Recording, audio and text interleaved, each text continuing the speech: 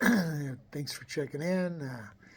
Take some time to click like and subscribe to the channel because this is always very important information and valuable for you to understand what God has showed me because we are watching this end time prophecies being fulfilled, and we saw Biden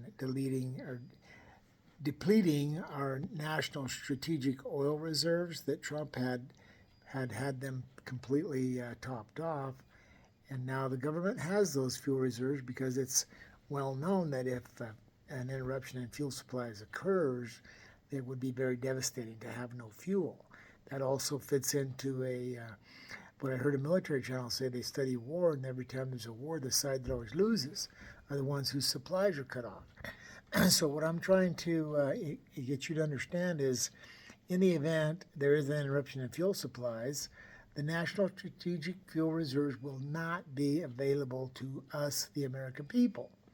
So it would behoove us, the American people, to understand that if the government's spending so much money to have hundreds of millions of barrels of oil on hand for a reserve, that each and every one of us should also have a strategic private fuel reserves of our own on our own property in the event that fuel does become interrupted, which I see coming as an EMP, which is why they say every time there's a war, the side that always loses are the ones whose supplies are cut off.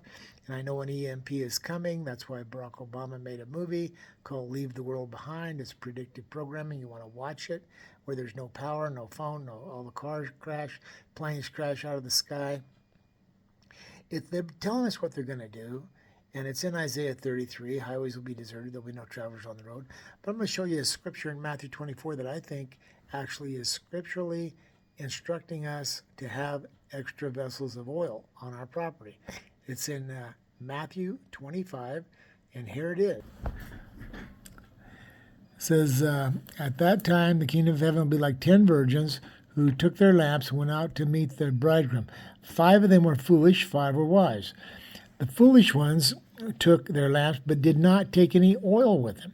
The wise, however, took oil in jars along with their lamps.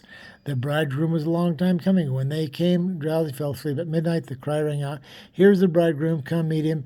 Then all the virgins woke up, trimmed their lamps. The foolish ones said to the wise, "Give us some of your oil, our lamps are going out." "No," they replied, "there may not be enough for us.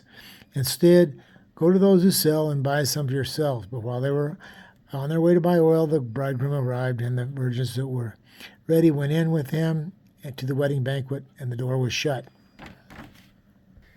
I happen to live in an area where there's a railroad track, and I've been stopped where the trains of oil cars are going over to what's called the Fort Churchill Power Plant, which is part of the national power grid, and they do burn oil to make our lights shine. So oil is what the scripture is talking about. It's a parable. I know it's a parable, but Jesus spoke in parables for a reason. He wants those of us he wants us to understand what it's about, and some of those he doesn't want them to understand what it's talking about. But God has given me the understanding. You want oil for your lamps, means fuel for your generators. Keep your fuel going. Your power grid's going to go down. There's going to be no delivery of supplies. That's what EMP does. Click like and share. Tell your friends, and seek out tanks, any kind of barrels and tanks, and fill them up with fuel. It's going to be like Mad Max, where they're trying to steal fuel out of a truck going down the road. Thanks for watching. Click like and subscribe.